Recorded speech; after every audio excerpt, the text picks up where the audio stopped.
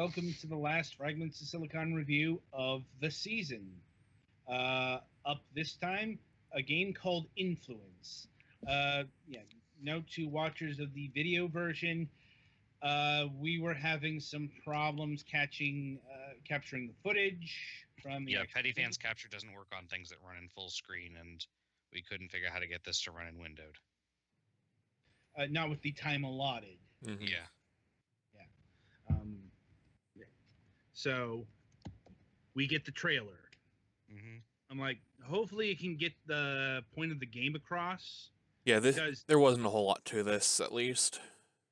Yeah, there's not a whole lot to this, but this is a very unconventional game as well. Mm-hmm. Yeah, I mean, this is a game that has gameplay and a win condition and a lose condition and can even be kind of competitive. But it's still mostly a visual and musical experience. That's a good way of putting it. I've seen this thing described as a real-time strategy game. I guess that's technically true, but when you use the term real-time strategy, a certain image shows up, and it's not this. Yeah, this is more clusters of things ramming into other clusters of things. Yeah, most real-time strategy have more strategy in the real-time play than all of the things of your color move towards your mouse. Like, you can't even split off into units. It's just everything follows your cursor. Yeah, you can kind of split it up, but the only way to do that is to get half your guy, because the screen loops. So, like, if you go to the bottom of the screen, some of your dudes will come off the top of the screen, and then you can move your mouse somewhere else, and you'll have 2 units. But yeah, it's not an exact science, but there's more strategy in, like, setting up your own ability profile and I guess how you approach things than anything else, I think. Yeah. So the framing device here is your cursor is an idea, and I'm just going to call them sperm because that's what they look like. They're called egos, I think. I believe those are actually ids. Oh yeah, the little ones are ids. Yeah. I'm like, so the name of the influence is your cursor can influence these little gray tadpoles, and they will change into your color. And when they change into your color, they also gain your attributes. Right. And the goal here is to dominate the board.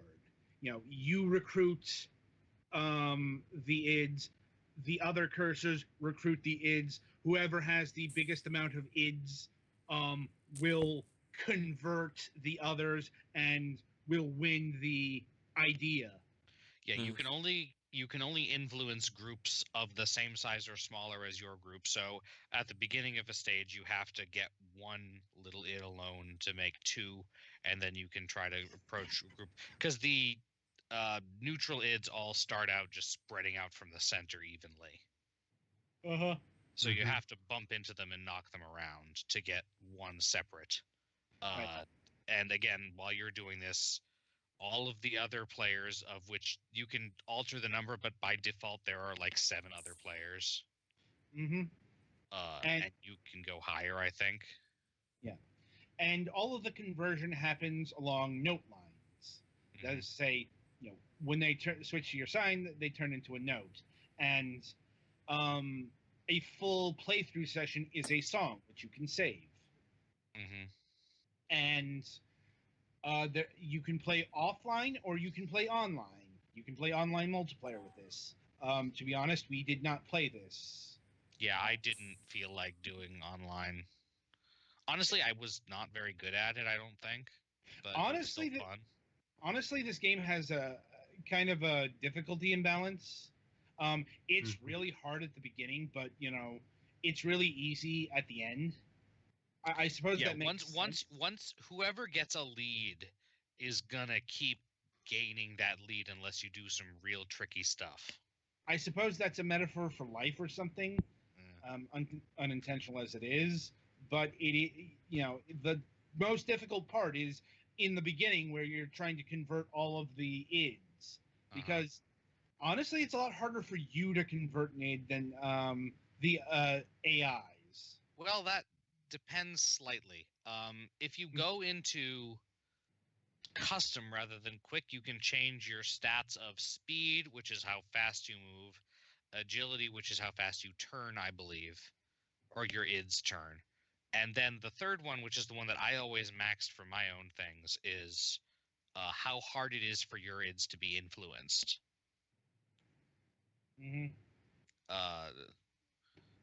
Because if you have that, then you'll be winning when you are in an even thing with someone of the same color, usually. Yeah. Right. And you can customize how many points you have to put into those 3 stats. And you can have all of your opponents, if you're doing offline, be randomized, or you can deliberately design them. And it's also worth noting, this is a game that you're probably not... You're going to spend like about 15-30 minutes a session at most. It's very short. Each play session is very short, very fast. Not going to last you long at all. To make it, I found the game was a little bit more interesting if you turned on Respawn. Respawn is a feature that, if there are still neutral ids on the field when the last id of a color gets taken over, one of the random neutral ids will become that color. So, like, it keeps all but 1 or 2 of the colors that besides you from disappearing really early. Right. Like, now, in terms of graphics, well, the theme this week seems to be minimalism, because, yeah, this is pretty minimalistic. Yeah, honest. The overall gameplay is very dots and lines. There is actually on the results screen, and when you're customizing your ids, there is a significant amount of detail in like how your design changes as you power up. Like when you make yourself harder to influence, you get rings. When you make yourself faster, you get additional dots that make lines behind you, and when you make yourself more agile, you get a more streamlined core. Mind you, this is definitely the more artistic of the 2 games we're viewing this week. If only because, like, once you get late game and you've got all this color exploding, it can be pretty pretty. Pretty beautiful. You do also get to choose your color, and you can change the colors of all of the other people on when you're playing. And you can also you can also get light and dark backgrounds. And each color has a different sound associated with it. Yeah, I mean, and tying into that is sound and music. Like, that is to say, the sound is the music. As mentioned before, the sounds build into notes, which builds into a song. Yeah, whenever you take over an id, there's a note, and there get to be more and more notes as the thing goes on.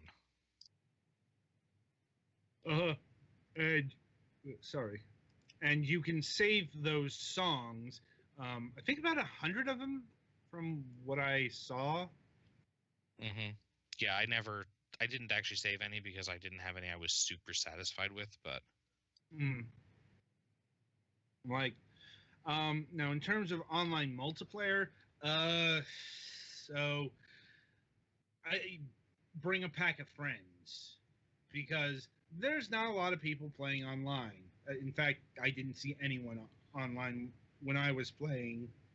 Yeah, and playing against the computer can be fun, but it's either pretty hard because they do things that you can't do, or not hard at all. No, I'm not surprised that there aren't many people, because honestly, this doesn't look like a multiplayer-focused game. It is, but you look at this and you're not thinking, this is a great game I'm going to play with me mates. This is kind of a game you probably relax to, or to have an artistic experience. It could be an interesting competition, I guess. No doubt. I'm just saying its aesthetics don't really communicate that.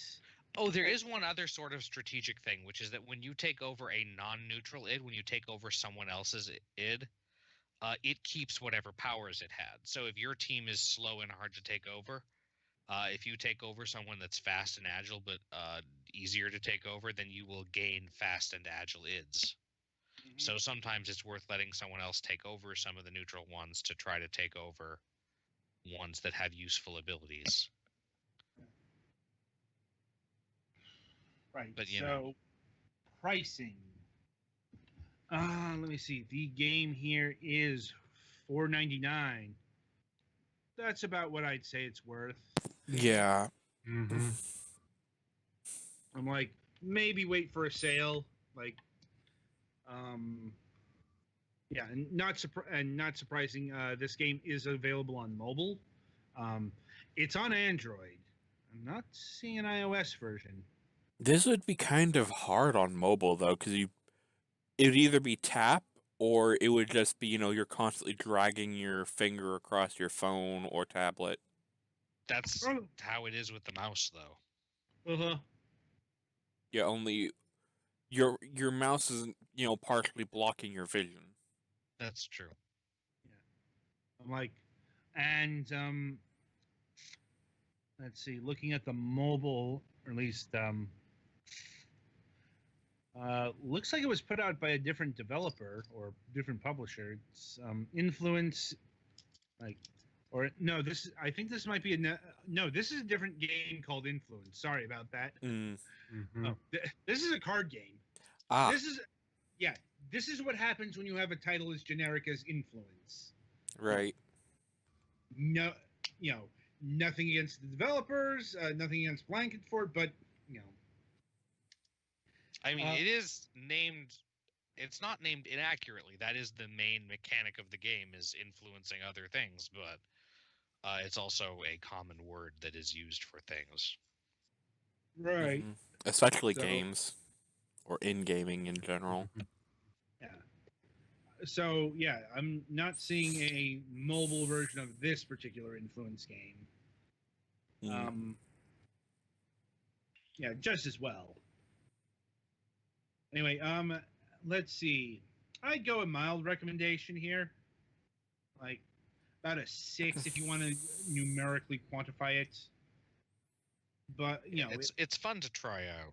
Yeah, it's fun. It's interesting. It's cheap enough where I don't if it's not your bag, because I could definitely see people getting bored with this quickly, because there's not a lot outside of what you see on the surface. Yeah, if you're looking for something actual real-time strategy, though, this isn't what you're looking for. No, it's very very simplistic strategies aside. It's just like dividing and conquering. Yeah, if you want to see this kind of concept in actual RTS form, that's the AI War series. This actually reminds me much more of a game like Euphoria. Although Euphoria, that's more in aesthetics. Euphoria was much different in terms of gameplay and design. So, any last thoughts on Influence here? Not really. I had fun. Yeah, I had fun with it, but I'm probably not going to be like going back to it all the time. Right. Mm-hmm. Sounds about right. Anyway, so that'll about do it for this season of reviews, and that means the week ahead. We've only got our season finale. We've wrapped up Tuesday interviews last week, and we'll be going out on a high note, barring last-minute cancellations. Like, knock on wood, cross fingers. Yeah, because this happened just last month when we tried to had somebody from Bandai Namco on the show. Like, not surprisingly, them working for a big-time publisher, they get busy, they have to alter plans, what have you. Now, what would Bandai Namco be busy with recently? Well, that's a good question. As it turns out, a lot of stuff. But in this moment in time, primarily Dragon Ball Fighters. Not the only thing that's going on, mind you, because in a few weeks, that Little Witch Academia game gets released, and next month, Neo no Kuni 2 comes out. I'm interested in that Little Witch Academia thing, but that's because I saw the anime and really liked it, so... The OVA or the series? Both. Like... I am flexible enough that I can like two different interpretations of the same story, or similar stories. Heathen, burn him. I did not like the television incarnation, but it was different. It was much less focused.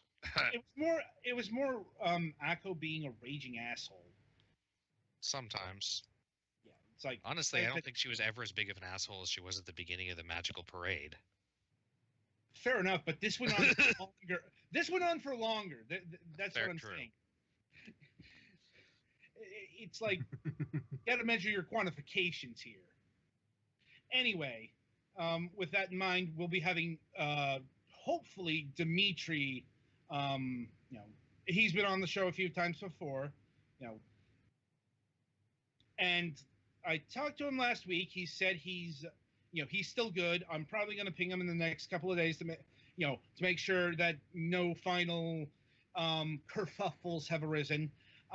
As far as getting Dragon Ball Z, Dragon Ball Fighters codes, still haven't gotten them. Like, the PC version is out, but sometimes getting the codes here can take a while.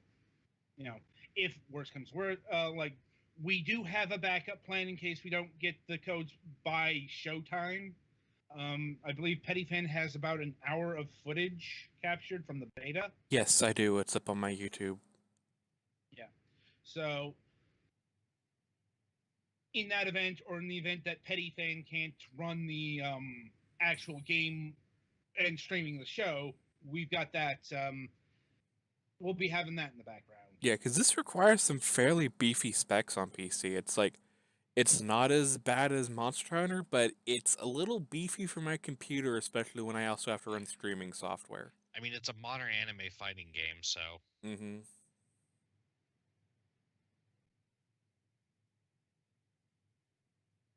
Seem to be flexible. I mean, Guilty Gear the Third worked pretty well on the PlayStation 3 from what I heard.